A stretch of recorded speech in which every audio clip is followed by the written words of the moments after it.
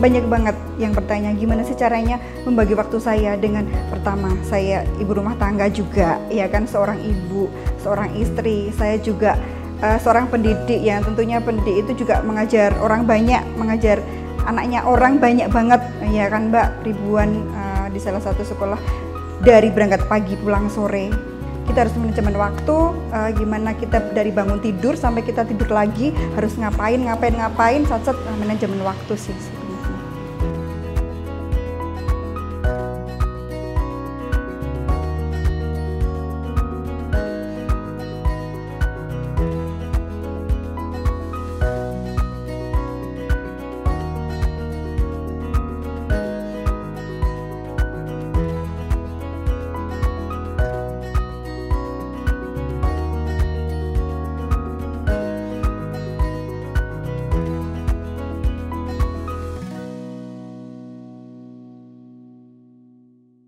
Nama saya Ira Indriasari, saya sebagai owner VBC dan Vanilla Sanggar.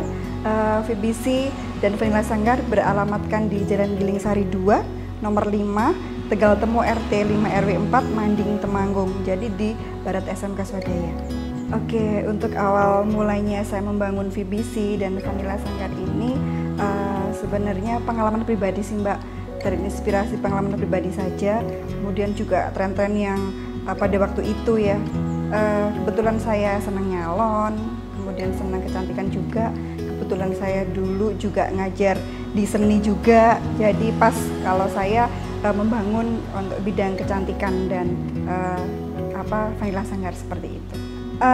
Banyak sih perempuan-perempuan zaman sekarang ya, entah itu dari remaja, kemudian ibu-ibu, bahkan sampai mbah-mbah itu semua pengen merawat diri, pengen cantik. Keluar dari salon nanti cantik, rambutnya bagus, kemudian wajahnya juga cantik gitu kan. Ya terus inspirasi dari itu juga. Untuk bidang yang lain, untuk mua sebenarnya belum ke situ. Tapi ini kan saya juga ada Vanilla Sanggar. Jadinya memang basicnya di tari juga, jadi ngerias juga kalau kita ada perform tari seperti itu, kemudian ada riwet, kemudian ada wisuda. Nah jadi semuanya deh Mbak. Kalau yang sekarang ini sama sekali tidak ada keterkaitan Mbak, karena saya sebagai pendidik pengajar, saya mengajar bukan di bidang kecantikan karena saya mengajar di salah satu SMK negeri di Kabupaten Temanggung. Tapi saya basicnya dulu juga di seni juga, karena untuk di bidang kecantikan saya juga mengalami pelatihan, kursus, ya seperti itu. Kalau mengetahui tentang riset pasar yang ada, itu banyak ya, salon-salon yang ada di Temanggung juga banyak, yang gede-gede juga banyak, di sekitar Temanggung juga iya. Kalau saya sih melakukan risetnya lewat medsos ya kan, kemudian teman-teman buka salon ini lumayan juga gitu kan. Kita kan dengan modal produk kemudian kita bisa dikembangkan, ya paling seperti itu aja sih Mbak. Tidak ada maksudnya salon mana si A si B yuk saya harus seperti ini, mungkin hanya kalau saya terinspirasi aja, salon ini dia bergerak di bidang yang kecantikannya, berarti saya harus seperti ini gitu loh. Ini bagus misalkan di nail artnya gitu kan. Nah seperti itu sih. Kalau modal tentunya nggak ada modal segini terus saya membuka salon, nggak. Tapi kita dari sedikit demi sedikit Mbak, namanya juga pegawai biasa ya Mbak, pegawai biasa yang tentunya uangnya itu kan juga nggak brol langsung gede juga. Enggak, tapi dari sedikit demi sedikit. Dulu nggak seperti ini Mbak, ini renovasi mulai tahap-tahap. Dulu dari salon kecil, dari tahun 2017 yang karyawan cuma satu. Saya kalau lagi nggak kerja, hari Sabtu Minggu saya juga nangani sendiri. Dari benar-benar dari kecil, dari awal. Untuk persewaan kostum juga dari kecil, sedikit demi sedikit, kemudian ada rezeki tak lumbuk-lumbuk kan kayak gitu. Kemudian dari gaji juga disisihkan, menabung. Nah, ya usaha bersama sih sama suami sih sebenarnya. Kalau mentor sama inspirasi sebenarnya enggak sih, tapi kita ikut perkumpulan ya, perkumpulan tata kecantikan pengusaha salon. Jadi di situ banyak teman-teman, kemudian banyak pengusaha-pengusaha juga yang bisa dijadikan inspirasi buat nanti berkembangnya lebih baik lagi, lebih maju lagi ke depannya. Kalau saya pribadi ya, mendirikan salon tentu tidaklah mudah ya Mbak. Dari kualitas salon itu sendiri, kemudian dari karyawan, para asisten kita harus mempertahankan kualitas kita, kemudian bagaimana caranya kita nanti ke customer seperti apa, itu nggak mudah. Kalau yang prinsip saya ya, saya jalan niat dari awal untuk mendirikan salon ini untuk khalayak orang banyak juga, kemudian untuk lapangan pekerjaan juga. Banyak murid-murid ya kan yang membutuhkan pekerjaan, dan insya Allah bisa di sini ada yang dari nol, kemudian kita diajarin, kemudian ada yang dari kursusan seperti LPK seperti itu. Nah, jadi untuk jangka panjangnya ya insya Allah sedikit demi sedikit ya Mbak, nanti insya Allah jadi baiklah kalau menurut saya. Kalau tantangan terbesar saya itu adalah karyawan Mbak. Iya, karyawan itu ya nggak tahu juga. Padahal saya mencoba di sini itu seadil mungkin. Dari segi gaji juga saya sering tanya sama karyawan, kalau gaji segini keberatan tidak. Kemudian kalau kurang nanti ditambahi, bolehlah nanti bisa wawancara sama karyawan-karyawan saya. Tapi saya di situ nggak kerasanan gitu loh Mbak. Nggak tahu juga ya kan. Pertama itu, kedua skill. Ya kan, kebanyakan ya karyawan itu basicnya kan kalau diutamakan untuk yang lamar ke sini ya, itu kan yang harus sudah kompeten, harus punya skill. Saya juga bingung dong, masalahnya salon juga saya tinggal toh, saya kerja dari pagi sampai sore, yang saya kasih kepercayaan kan asistennya di sini, karyawan di sini. Tapi kalau mereka tidak punya kompeten, tidak punya skill, saya juga bingung. Kalau ada customer seperti apa, bingung. Nah, padahal yang lamar itu banyaknya itu yang notabene lulusan SMA, lulusan SMK, SMP yang sama sekali nggak punya skill. Nah, saya kan punya di situ Mbak. Nah, tantangannya saya paling di situ. Insya Allah kalau produk-produk yang lainnya bisa sambil ini sih Mbak, dicari gitu. Ya. Kami membuka salon ini juga izin di dinas perizinan. Ya di situ kan ada nomor induk perizinan, iya pengusaha ya kan, nomor induk usaha. Kami sudah mendapatkan izin, ya alhamdulillah ya sudah lama sih, iya ya, jadi legal, jadi berdasarkan hukum aman ya.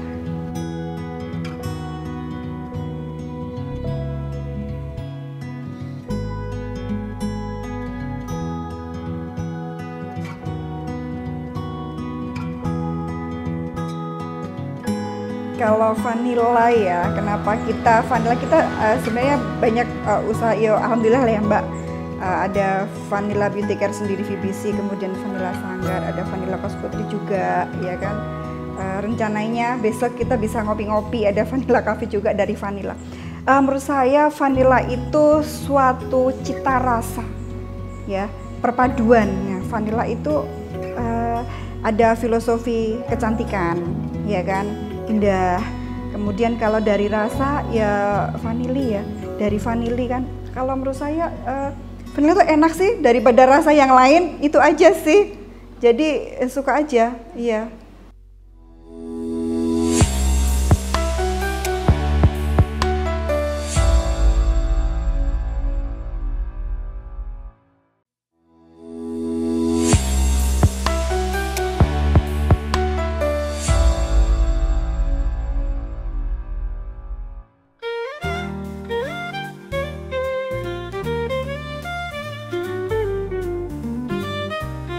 Kita dikaitkan dengan zaman sekarang ya Mbak. Zaman sekarang itu kan medsos ya kan, banyak sekali para remaja-remaja, kemudian ibu-ibu juga semua medsos. Jadi kita memperkenalkan vanilla beauty care, vanilla Sanggar itu ya lewat medsos itu yang pertama. Ada IG, Facebook, WA, TikTok dan sebagainya. Kemudian yang kedua, kebetulan saya kan pendidik ya Mbak. Nah, saya ngajar, jadi bisa lewat murid-murid saya, kita perkenalkan gitu loh. VBC seperti apa, Vanilla Sanggar, persewaan kostum seperti apa. Nah, gitu. Kebetulan untuk di pengusaha salon Temanggung itu kita ada organisasi yang namanya Tiara Kusuma. Kebetulan saya juga ikut pengurus di sana. Kebetulan di sana juga ada beberapa teman itu yang punya LPK juga ya. Kita lewat situ Mbak. Jadinya dari mungkin info-info kita ke BLK, ada pelatihan juga di sana. Kita lewat LPK kita juga ada MUU, kemudian anak yang sudah kursus di tempat LPK tersebut kemudian bisa PKL di sini. Nah, kalau memang dia pekerjaannya baik, good attitude ya kan, kemudian saya rekrut. Kemudian bisa juga saya juga loker Mbak, loker lewat medsos juga. Nah, itu yang pertama itu kalau karyawan itu kalau saya good attitude Mbak, percuma mereka punya skill bagus ya kan, kompeten tapi not good, nggak bagus attitude-nya, etika sopan santun sama customer. Kita kan bergerak di bidang jasa ya kan, bergerak di bidang jasa otomatis yang pertama kita tekankan kan kita ke customer.